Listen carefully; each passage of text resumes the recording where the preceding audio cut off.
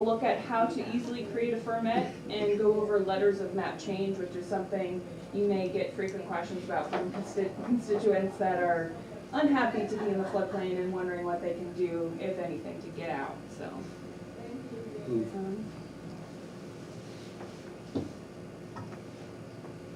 I'm actually going to walk through the website, so seeing some of these slides isn't terribly important. But we are going to look. This is the FEMA Map Service Center. They have historic products, preliminary products, pending products, currently effective products, information about flood insurance studies, and other information that can be utilized for floodplain management and implementation purposes. So generally, you would go to this website if you're looking for flood maps. You might be looking for the entire county. You might be looking for your whole municipality. But more often than not, it's going to be floodplain administrators that are getting a permit application, and you want to look and see if a specific address is in or out of the floodplain. So to do that, you would go to the main homepage, type in the address, and click search. And we will walk through that once I get through the PowerPoints, so that there's not so much back and forth, and we can do a demonstration. Once you put in that address, you'll have several different options of how you can view the information that's available. There is a link that says dynamic map. You click on that and it automatically creates a ferment for you. So it's gotten a lot easier. I don't know if any of you have dealt with this in the past, but it used to be very complicated, and I've had some complaints that they're changing where you make the ferments, and there's several different places you can make it, but that is by far the easiest. So. This is actually a link to how to create a ferment if you want to do it through GIS or a more complicated method, which I couldn't do because of my software. So I added the link if you'd like to give it a try and follow the instructions on your own. When selecting map products for the entire municipality, these are the different types of categories that you're going to find. The results will be specific to that community, so not every community will have all of these products, but these are some of the ones that you could have, which are effective, preliminary. I'm going to go through each one, so here we go. So effective products are the most current maps. They are what is legally in effect. So that is where you're required to have your flood insurance, where you're required to build in such a way at a minimum standard level. And these effective products could include the firm panels, the flood insurance study reports, letters of map change that are in effect, and the national flood hazard layer for both the state and the county. Preliminary products are maps and products that are going through an appeals period. So Adams County right now is an example of that. We have maps that are being updated. We have it's not quite preliminary because there is a comment period, and if there's issues with those maps, you can appeal them at that time. So again, you could have firm panels, flood insurance studies, and the preliminary firm database, which is what the GIS professionals will use. Pending products are for counties that have received a letter of final determination. This is between 0 and 6 months before those maps go effective. So those are pending. They are not legally in effect until that 6 months past that letter date. But that is the information that is going to be in effect. So you may want to start utilizing that ahead of time to make sure that upcoming development will concur with that. You're not legally required to, but it's information that is available to you. Historic products, some communities may be fortunate enough to have old paper maps and studies microfilmed. Not terribly sure what you do with this, but it is intriguing and interesting to see some really outdated map information. Now, flood risk products are different than regulatory. Regulatory are mandated by law, which is kind of what I had just explained. They are used by the National Flood Insurance Program, but flood risk products are supplementary resources. So these are really more to communicate those risks with your public. And they may not entirely align with regulatory flood maps. We may have information that say base flood elevations could end up higher, or these areas may need to be studied in the future. And so they do reflect what was produced by the risk map study in that area. Some of those risk products could include flood risk maps. We'll take a look at some of those on the website as well. Flood risk reports, which provides that non-regulatory information to help officials, floodplain managers, planners, emergency managers, and others better understand those risk steps towards mitigation and how to communicate those concerns to the public. And it offers the flood risk database. So if you have a GIS department, which it sounds like you do, this is definitely a good place for them to access data. And I'm sure they probably already know that. Yeah, incidentally, they're at their conference this week. Yeah, so, I think so somebody else Julie mentioned that. was able to attend. Okay, good. So download or view, that is the question. Downloading is really for the GIS capabilities. If you have floodplain administrators out there, every community needs a floodplain administrator. Oftentimes it's a secretary, which has a dozen or more hats, and may not really understand floodplain management, how to access this information, what to do with it. So viewing makes it very easy. They don't need to know how to use GIS. It's easy enough for me, it's probably easy enough for you. And I actually had difficulty also downloading some of the panels. They saved as like a PNG file, and it said I needed Microsoft Paint, and I had Microsoft Paint, so I don't know if it was too large. So I, without those GIS capabilities, the downloading and some of those additional features are really irrelevant. But what's good is for the rest of us that don't have those capabilities, they've really made the viewing and the interactive flood layers and that sort of information really easy to use.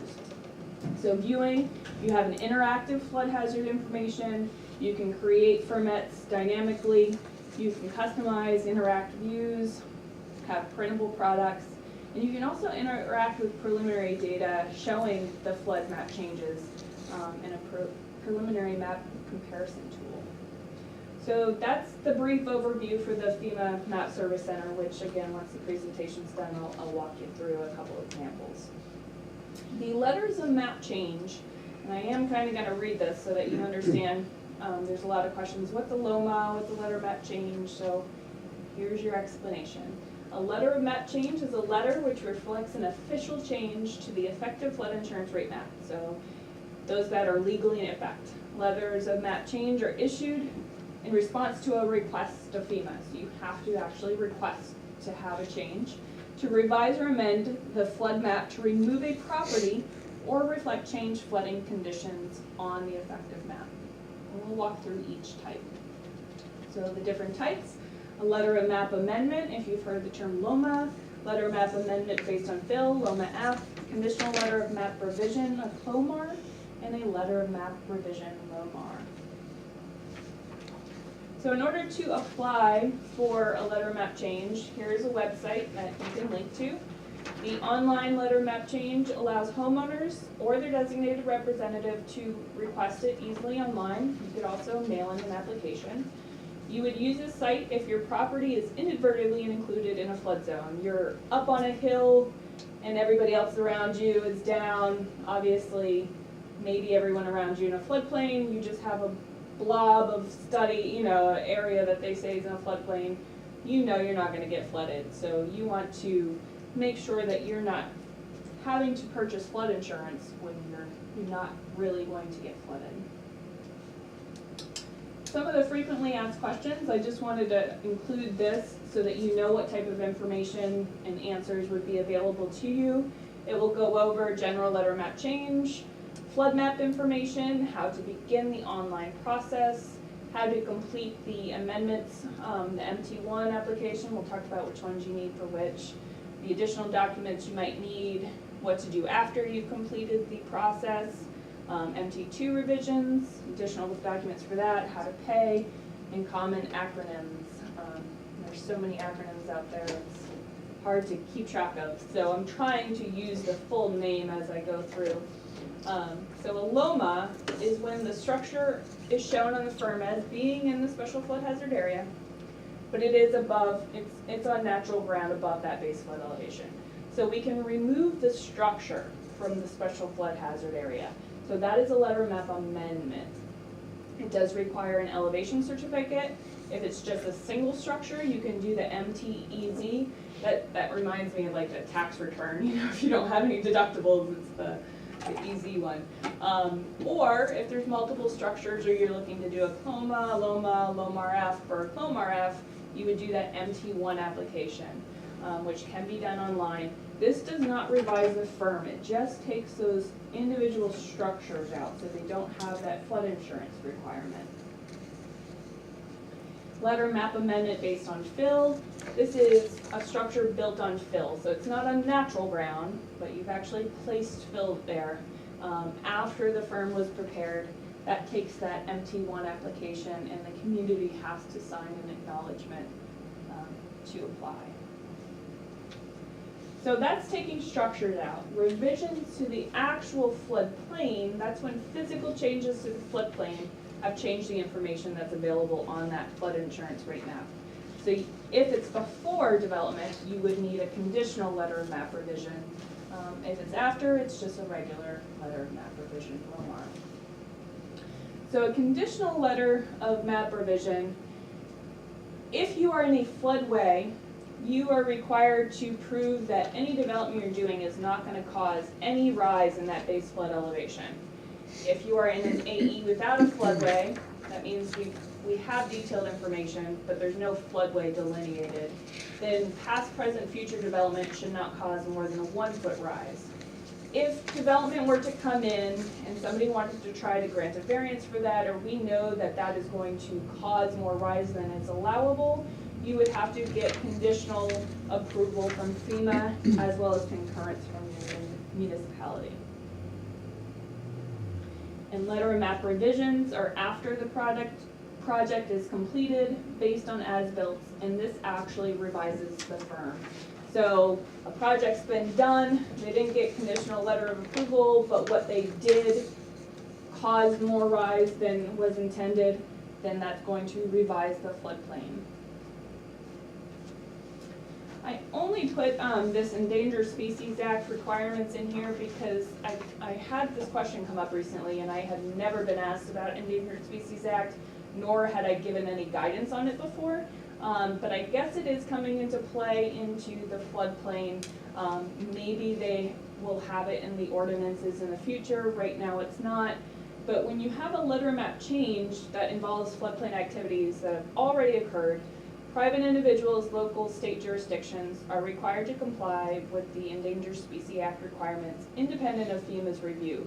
Basically, the as-builts don't provide the same opportunity as a conditional letter map change because they get to review and approve that process and what's happening beforehand. That FEMA would normally comment on that project because those map changes are issued only after the physical action occurred. So they don't accept the PNDI inventory, Pennsylvania National Diversity Index? I'm not 100% sure. Like I said, this has never come up for me. It's never been part of my duties or anything that I've given guidance on. Because in Pennsylvania, anytime they do anything, they're required to run it through PNDI, and that's why I wondered if this was a double layer or if one or the other was acceptable. That's a good question. If you want to, if you're curious about that, if the answer is not on the website here that I provided, if you want to shoot me an email, I can forward it to somebody and see if somebody would know that answer. So I've kind of just had I put it out there and I say, FEMA, somebody called me and asked me about the Endangered Species Act, what's going on. And I kind of got an informal phone call versus an actual written response, which I could save and then share. So it wasn't terribly clear. I don't know if they're terribly clear on where they're going with it, because they couldn't provide concrete written information. So I'm putting it out there so you can educate yourselves and know that it may come up in the future. I've added a few extra things in here that are not technically map related, but may be beneficial to look into. So I apologize, I don't have a better answer for you, but I'll do my best to find out. So to summarize the letter map change, like I said, I'm trying to be as brief as I can here. If you have any questions or need extra information afterwards, I'm happy to hunt those answers down for you. So letters of map change reflect an official revision or amendment to the effective firm. The document amends the firm without having to physically revise or republish the firm. The new or revised firm panels automatically supersede previously issued letters of map change. So if you get new map panels, some of them will automatically be revalidated, which is that letter of map change valid when the firms are revised. However, letters of map change that have been issued for multiple lots or structures, when the determination for one or more of those lots and structures have been changed, cannot be revalidated through that process. And so, they would have to reapply, or not really reapply, they would just send a letter requesting that this be looked at again. And then letters of map change that were inadvertently left out, you'd have to also request. So you can submit a letter requesting the reissuance with a case number and a copy of that LOMA or LOMAR F if available, and then FEMA will review it and issue a new letter reflecting the determination. And that information is also available on the FEMA Map Service Center website. Some additional resources, if you have more questions about the LOMA, LOMAR F process, letter map amendments, there's actually a tutorial if you want or know somebody that wants to apply that will walk you through the process. And if you have map-specific questions, with the effective maps or any of those products that are on there, then the FEMA Map Information Exchange is where you would want to go. If you have ordinance-related questions or general floodplain management questions, then that is my area of expertise, more so than the mapping. I actually learned a lot. I hadn't really messed around with this website very much until I was asked to do this, so at least it forced me when I get questions. I'm a little more familiar, but I did also want to provide some information about PEMA and PEMA's website. I don't know how many of you know, DCED is technically the state coordinating office for the National Flood Insurance Program legislatively, but they are actually transferring most of the duties and responsibilities to PEMA.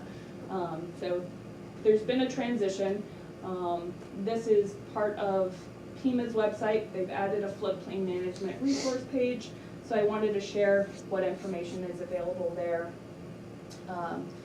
So I will walk through that website as well. And you didn't say PEMA with the P, Yes. not FEMA with an F. Yep, FEMA, so Thank the you. Pennsylvania Emergency Management. And all of those blue tabs on the right are different sections, and those sections include the National Flood Insurance Program. That section gives a brief overview of the program, additional links regarding insurance information, the community rating system, the firm process, and it also has a National Flood Insurance Program course catalog, which lists training materials for agents, surveyors, adjusters, as well as all audiences.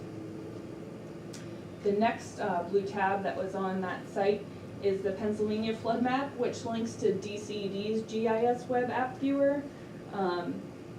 It gives you a slightly different view. I had one address, I had an example, and I felt like this one was slightly zoomed in a little bit further. But generally it should be the same information they're pulling from FEMA Map Service Center. It's a little redundant, but it's another resource if you don't know where to look. Determining your flood risk has similar information and links that were provided under the PA flood maps, but this has more information about the insurance. And then for local government flood resources, this is probably, grants. Everybody wants money to do what they want to do. So it does have links for hazard mitigation assistance grant programs. And the documents on that page are also include the annual report that you should be submitting to, I would say DCD, but I guess it's now FEMA, our latest floodplain model ordinance, reimbursement application form, and floodplain management regulations that were adopted, PA Act 166 of 1978, some other frequently asked questions. So the HMGP is the Hazard Mitigation Grant Program. So that assists in implementing long-term hazard mitigation planning following a presidentially declared disaster. The Pre-Disaster Mitigation Program gives funds for hazard mitigation planning and projects on an annual basis. And the Flood Mitigation Assistance Program provides funds for planning and projects to reduce or eliminate the risk of flood damage to buildings that are insured under the NFIP on an annual basis. Now, are you requiring this annual report from municipalities? Yes. Or counties as well? Mus- We don't have. It's municipalities. Because we don't have The authority municipalities over have to, but for example, like where we are the floodplain administrator, we will do those reports on behalf of the municipalities. And it's like a one-page report it's not bad. that asks for, I think, population and if you've issued any permits this year and things like that. So it's a fairly simple report. It's not And you bad. also will need that if you are applying for the municipal assistance program, which I will briefly discuss towards the end here too. And then there's a business and resident flood resources tab. This links to the insurance call center, the FloodSmart website, which is also another great website that provides information. So this is more insurance based. Some of those frequently asked questions, which we might actually be able to answer a few after today. What is the National Flood Insurance Program? What is a flood insurance rate map? Why were the maps updated, or why are they being updated? What determination process do they go through to make these maps? What coordinate system?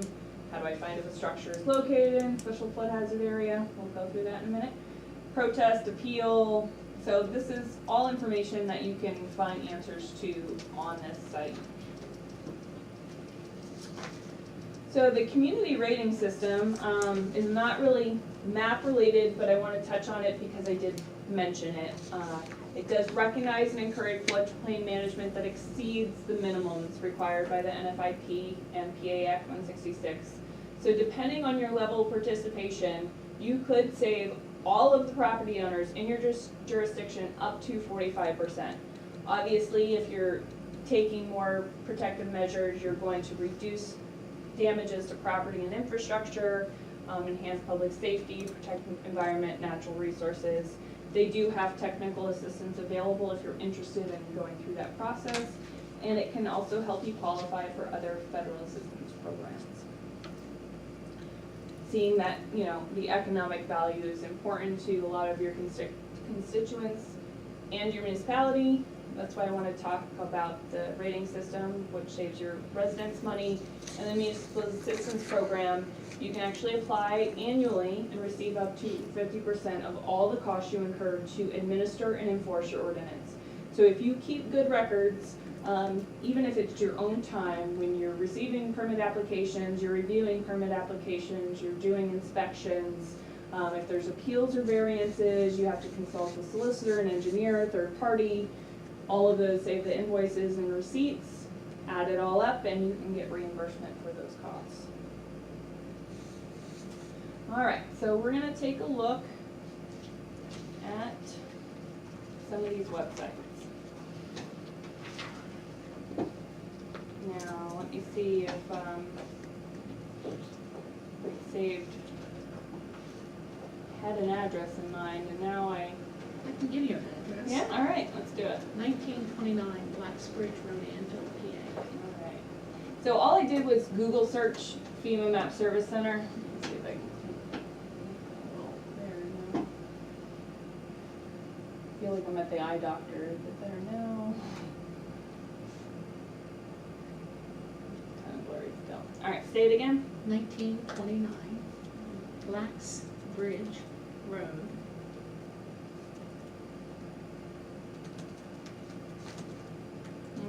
Anvil, PA. See if I. No E in Anvil. Oh, No, maybe you don't go there. is that still That's correct? it. Yeah, that's All right. good. Still gonna try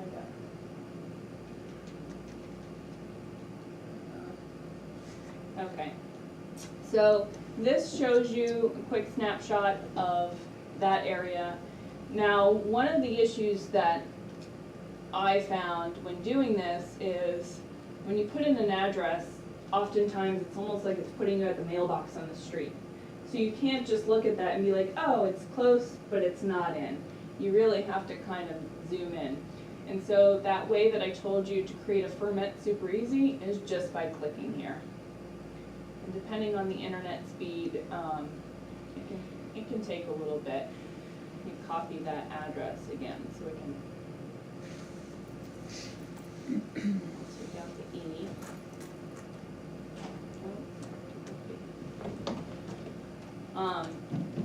Because I was doing examples in places I wasn't terribly familiar with, and it was hard to see, especially you see all the ground cover there.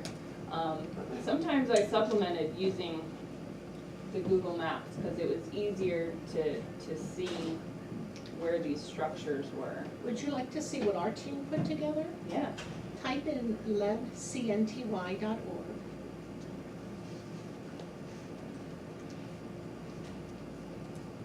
Type in the same address once you get it. Oops.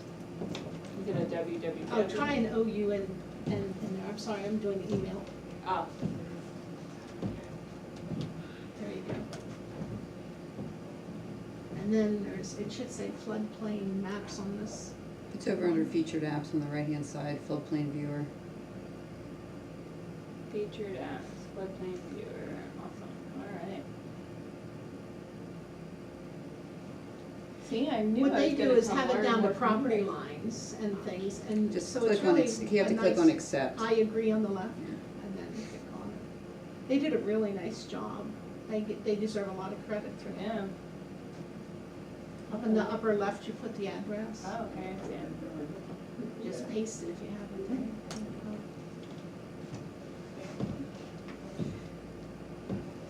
And you can actually find out who owns the property and all kinds of stuff. Wait, I think that's on there. I know it's on the other one. Yeah, you can get the property information, you have to click up on the right on the little tab, but, Up here? no. The, if you want property information. Yeah, it's hard to see. I think you click on the three dots. Yeah, well, I was gonna say, you have to click on some of these other, Can too, yeah, some of the other marker. layer stuff in there too. And that's kind of the It same, might be the expand one when it's closed. It may that's have kind of been the same thing that I'm running into when I was looking at stuff on the map service center is, once you zoom in further, it's kind of hard to see. So this is what the ferment looks like. And so again, this isn't something I normally did, and I'm learning things too, and I'm also seeing limitations, and one of the limitations I felt is you can't really zoom in because it gets blurry, or when you have the actual firm panels, and you're showing where the floodplain is, especially when you have like the dots or the hashtags for the floodway, that's getting in the way of seeing the structures.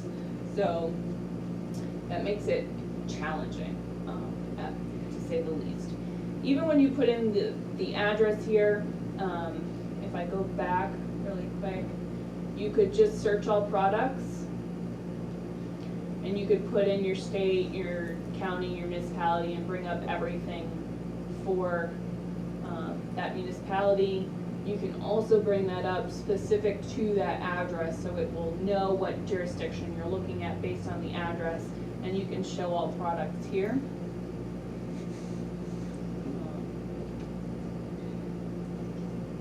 I apologize, it seems hard to read. So here, for this specific township, you have effective products, preliminary products.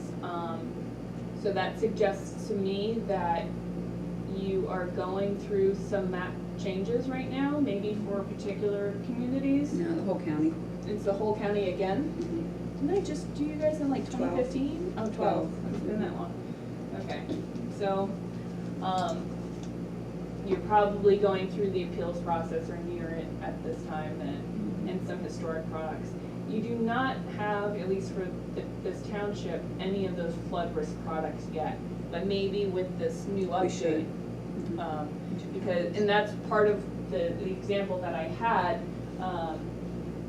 gave examples for the flood risk products, so that you could take a look at what information is available there, because it's some really interesting stuff. So you have effective products, and then you have these 13 panels, 1 flood insurance study, there's 3 letters of map change, and then those national flood hazard layer data sets. If you look up here, if you're not sure which panels to go to for a specific area, this IND provides an index. And again, I don't know how, I mean, it comes in really small anyway, you're not gonna be able to see it up there. If you, and it's hard to see, let me see if I can, there we go. If you were to just hit zoom in, it's just gonna keep on going like that until you get to where you wanna be. But the zoom window allows you to draw a box. And generally, even though you can't tell, this box lists all the municipalities, and then it will give you panel numbers. So if you, at least you can see where you're zooming in specifically. I find that much easier.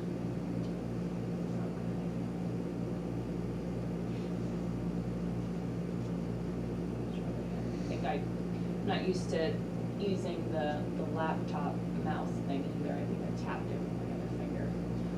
So if you were looking for, what was it, Hanover? It was either East Hanover or North Annville. Yeah.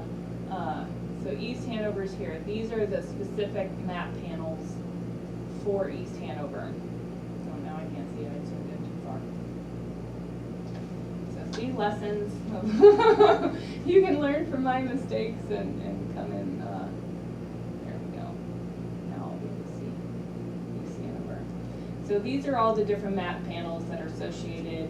Even if it's a tiny little sliver that's within the boundary of East Hanover, that panel is included. When I did the other example that I had, and I kind of could see on Google Maps where it is, you would be more familiar with the county of where it's located on this map. But in order to find those map panels and download the one that you want, see how one is 0085, then you'd be looking for the one with 85 at the end, and then you can view or download that map panel. Again, unless you have GIS capabilities or you're going to do something else with it, it's much easier to just view.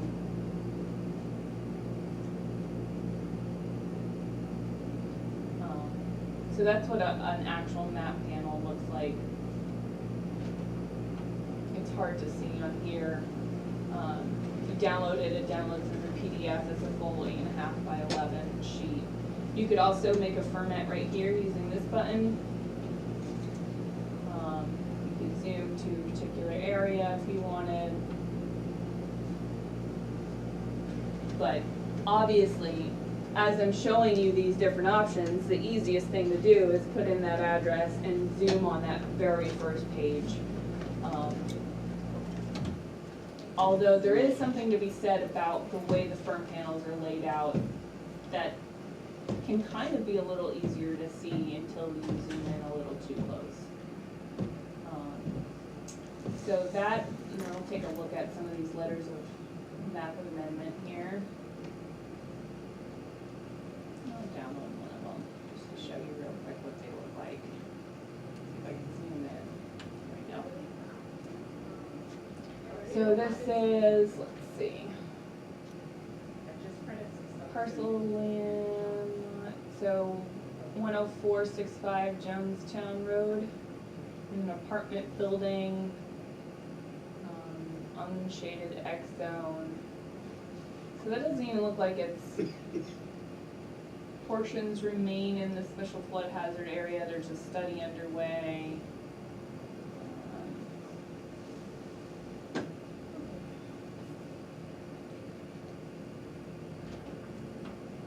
That's what a letter of map amendment might look like. That doesn't seem like the best example. It's not really clear whether they're in or out. Outcome. Oh, what is removed? A structure. So a structure was removed, but part of the property is still in a special flood hazard area.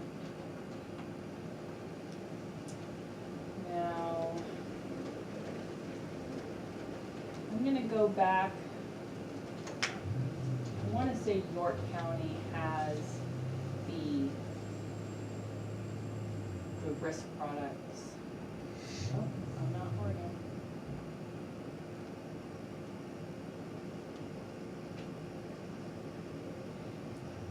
Take a look really quick at that, and then we're about done.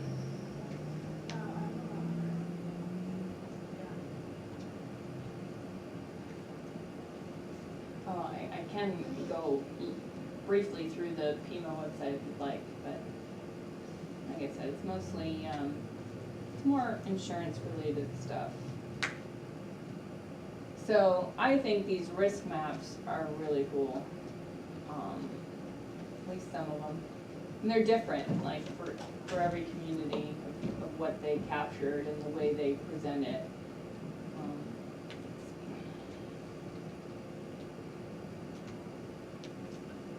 So what I like here is it's not just a map, they took pictures. And so you can see like where the star, where this was located, you can have a visual of this is what happened, this is when it was, this is where it was. This particular one is looking at, I'm gonna go down to the legend so you can see what all this means. So there was a restudy area, they're looking at flood risk in dollar amounts, so they can tell you where the risk is low, where there's a high financial risk, and that can help you decide where to focus on mitigation and those sorts of things. So it's definitely more in depth than just looking at a blob on a map. So I find that interesting. The database is this, if your GIS department doesn't have the flood risk database when it comes out, well, you don't have flood risk products, but when that comes out, that's definitely something I would look into utilizing. This is an example of a flood risk report. Can't remember if this is the one. There's one that was like 300 and something pages and one that's like 600 and something pages. So it's a lot of information. However, it also breaks it down into individual communities. So it's not like you would have to read all of that for your particular needs. But so York County has a lot of communities. That's partly why this one's 600 and something pages. I'm going to scroll down to the table of contents here. Just to give you an idea of what's in this kind of report. So calculating the flood risk, the different products that are available, even a section that says uses for this report, sources of the information, flood risk analysis, changes since last firm. So that's always a good thing that you want to know, well, who's, is anybody going out, who's going in, so that you can communicate that information to those property owners and have an idea for yourself. Flood depth, so you can pinpoint on some of these like maps and products a location, and it will tell you the depth of the water expected, which is something you can't get from a firm.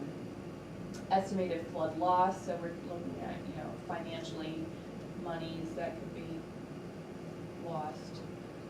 The flood risk map, and then you have the individual communities. And I'll scroll down to the first couple just so you can see the type of information they give for the specific communities. Now you have to like this.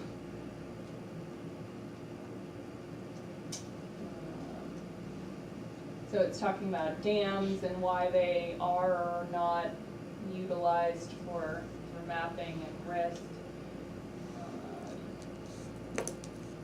Believe it or not, Pennsylvania does have some coastal Erie and Delaware counties. Significant land use changes, emergency routes. So I think with PIMA being more involved in the process now, we are going to see a lot more push of how to prepare for these emergencies and how to mitigate and get these structures out so you don't have to worry about them to begin with. That's not really feasible for every community. If your entire municipality is in a floodplain, then you can't afford to not allow development there. But so let's see. This is based on a watershed, so actually this is not for York County, this is the Lower Susquehanna watershed. I apologize.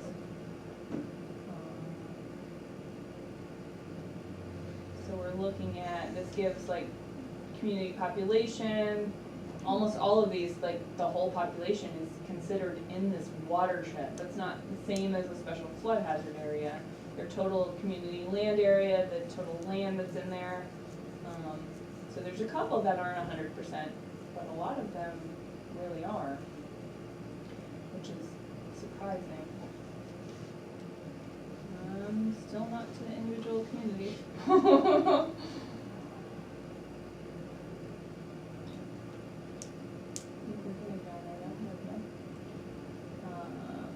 So flood risk data sets, those depth grids. Here we go. So for potential loss, let's see if I can zoom in and make it a little quicker. So you have this particular area, it's giving you an estimated value of residential buildings, commercial buildings, other buildings. So that's information you probably don't readily have available somewhere else. The dollar losses expected based on whether it was a 10% year flood, which is hardly, our general rain, we probably get a lot of the time, 2%, 1%, which is that 100-year flood, and 0.2, which is a 500-year flood. Let's see what else we got.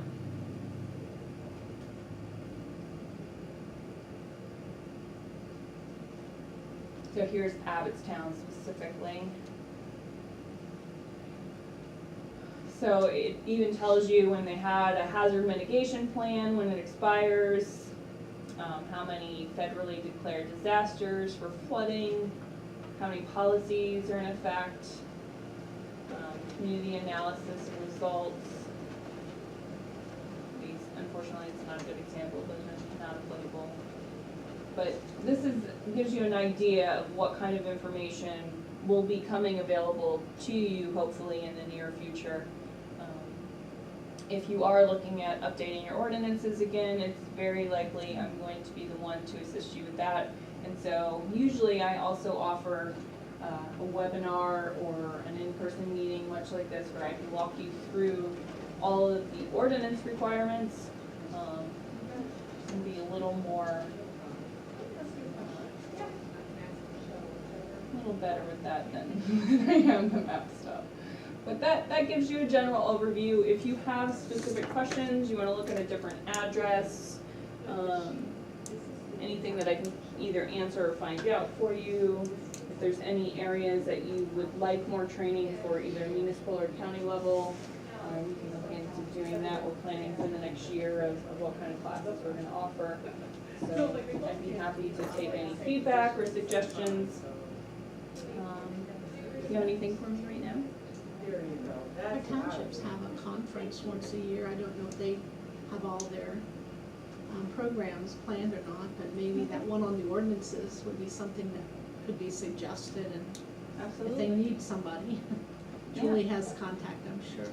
Yep, I have my contact information, should have been on the, make sure I didn't skip anything here.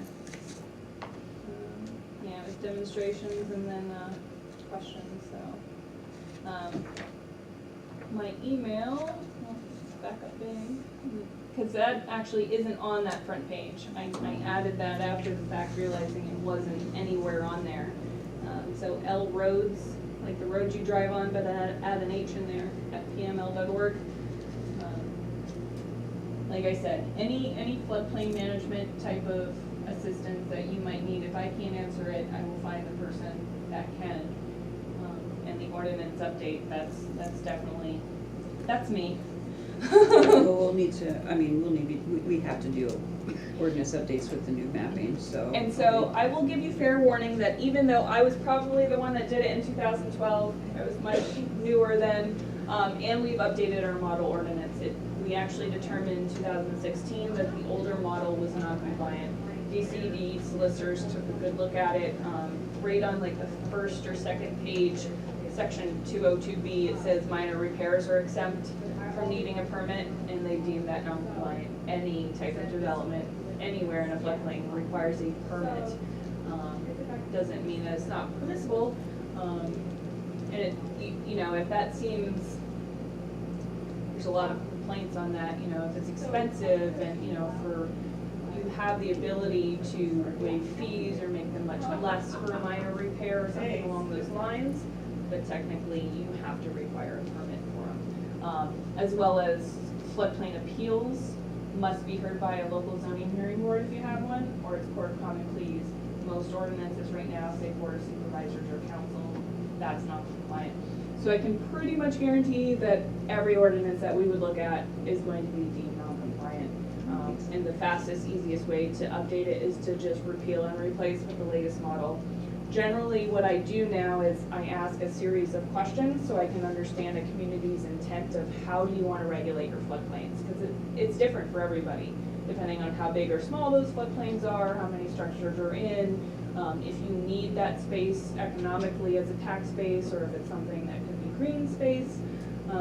And once I get answers to those questions, I can kind of guide you towards, you know, which higher standards, if any, make sense for your community. So it's a much more streamlined process. I do 99% of the work for you. I really draft it for you, and then you can take it to your solicitor and counsel. You know, in 1972, there were a lot of properties bought out after that flood. And in 2011, there were a lot of properties bought again. So it seems that if the federal government makes money available after each flood, Yeah. more and more property buildings come out of the floodplain because people realize it's not a winning battle, I guess. And that's PEMA's specialty, and Tom Hughes over there is really into the mitigation, and he knows those programs and what monies are available when. And so I think that that's really gonna help communities to get that message, to understand how and what they can do, and when it is timely, to take advantage of that, so. People don't fight it as far then. They're looking for a way out without losing everything. Right, and that's really the reason I encourage higher standards. If you are able to completely prohibit development in these floodplains from now moving forward, it really behooves you to do so, because, does anybody here own property in a floodplain? Okay, because they won't like what I have to say. You're kind of in a situation where you're probably not going to get back what you've put into it, and property values are plummeting. And my concern is, because property values are plummeting, the layperson that doesn't understand what's going on is going to see this beautiful, natural, you know, property that is dirt cheap, and they're gonna be like, oh, you know, this is great, I'm gonna get a flood insurance quote, and it seems reasonable. But what they don't tell you and what they don't understand is these flood insurance rates are going up 18 to 20% annually indefinitely until you reach what's actuarial risk and not being subsidized anymore. So over the course of a 30-year mortgage, you may end up paying more for flood insurance than you do your mortgage. And that's a cost that doesn't go away until your property's paid off, and at which point it's not like you stop needing it. And so if we can prevent other people from getting put in that situation where that's their life savings and they just made a poor investment because they didn't understand, then you're doing them more service than not. And having that green space and recreational space is more attractive to increase the tax that you can charge to the remaining properties. It makes it more attractive for people to come in and have that area that everybody can enjoy, and it's there to do what it's naturally meant to do. So the general atmosphere has definitely changed. 2012 is when Favorite Waters came out, and that went automatically to actuarial rates, and there was such an uproar. 2 years later, they changed the legislation to slow it down, but it didn't stop it. And so even though it, you know, it cushioned the blow a little bit, that's really the direction that it's going in. And so when I first started in 2010, nobody really wanted to be more restrictive. And now I would say there's a lot of communities being completely restrictive, or at the very least, much more restrictive. So it's good to see. All right, that's all I have for you. If you have anything for me, you know, you can ask now, or we can communicate via email or phone. Pass this on to Cherie and Company, GIS, when they're back. Yeah. waves from them. The other day. All right, you're good. Yeah, great. It's nice that